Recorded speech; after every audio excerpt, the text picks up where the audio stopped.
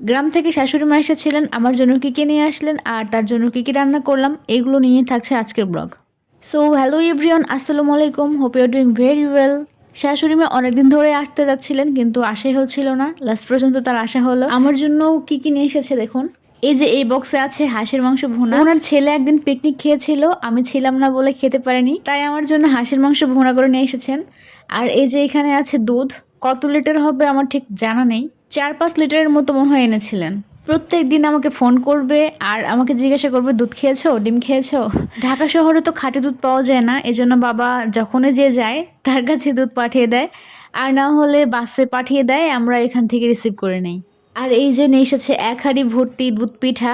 আমরা যেহেতু শীতে বাড়ি যেতে পারছি না, এজন্য আমাদের জন্য পিঠা বানিয়ে নিয়ে এসেছে মা। ফার্স্টে আমি খোলার চেষ্টা করছিলাম বাট খুলতে পারছিলাম না, যেহেতু পরে আমার শাশুড়ি মা এসে খুলে দিচ্ছিল। আমি একটু ভাব নিচ্ছি যে আমি খুলতে পারি, কিন্তু আসলে আমি পারি নাই। জাস্ট যে অংশটা খুলে এসেছিল ওটা ধরে টান দিয়েছি। উপরে একটা পেপার দিয়ে পেঁচিয়ে নিচে আবার একটা কাগজ আছে। এদের মাথায় যে কত বুদ্ধি ভাই। আমার হাজব্যান্ড আবার দুধ পিঠা একটু পরপর খাবে, ঘুরে ঘুরে এসে 1-2 চামচ করে খাবে, এটাই ওর জন্য এনাফ। আর আমি যেহেতু এত ঝামেলার মধ্যে যাব না এটা সবাই জানে, এই জন্য আর কি এত দূর থেকে এত কষ্ট করে এগুলো নিয়ে এসেছে। এরপরে যে 4 ধরনের শাক নিয়ে এসেছে, এগুলো মা বাড়িতেই আবাদ করে। এর মধ্যে ছিল লাউ শাক, কচু শাক, তারপর পুঁই শাক আর পুঁই শাকের বীজ। এটা আবার আমার হাজব্যান্ড অনেক পছন্দ করে।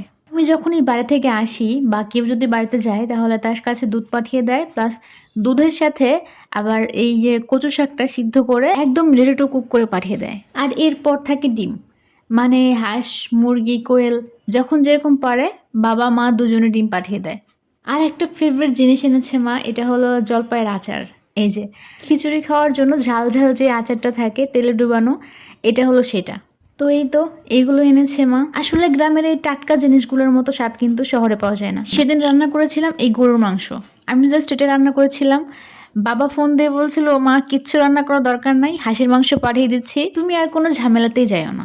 ভেবেছিলাম অনেক কিছু রান্না করব কিন্তু সেটা আর হয়নি, জাস্ট এটাই করেছি। আর মাঝে হাঁসের মাংস এনেছিল সেটাই গরম করেছিলাম। এই তো এটা দিয়ে দুপুরে খাওয়া দাওয়া করেছি আমরা। ও হ্যাঁ, এটার সাথে ছিল সাদা ভাত। এই হাঁসের মাংসটা আবার সাদা ভাতের সাথেই খুব ভালো যায়, অনেক বেশি টেস্ট লাগে। আমার শাশুড়ি কিন্তু বাবুর্চি টাইপ রাঁধুনি। কোনো বিয়ের অনুষ্ঠান বা পাত্রপক্ষ দেখতে আসছে এরকম সিচুয়েশনে মার ডাক পড়ে, সবাই সে নিয়ে যায় মাকে আর বলে যে একটু রান্না করে দেন। উনি হাজার ব্যস্ত থাকলেও সবাই এরকম ওনাকে এক প্রকার জোর করে নিয়ে যায়। দুপুরে খাওয়া দাওয়ার পরে একটু রেস্ট নিয়েই বিকেলে ছাদে চলে গিয়েছিলাম। আর ছাদের ভিউটা এত সুন্দর ছিল। এইটা সেদিনের সন্ধ্যার ভিউ ছিল, মানে সন্ধ্যার আগ মুহূর্তে আজান দেওয়ার পরে আর কি। ছাদে আড্ডা দিলাম, একটু চা কফি খেলাম, আর অনেক ফুলের সাথে গল্পগুজব হলো। এরপর আর কি ছাদ থেকে চলে আসলাম।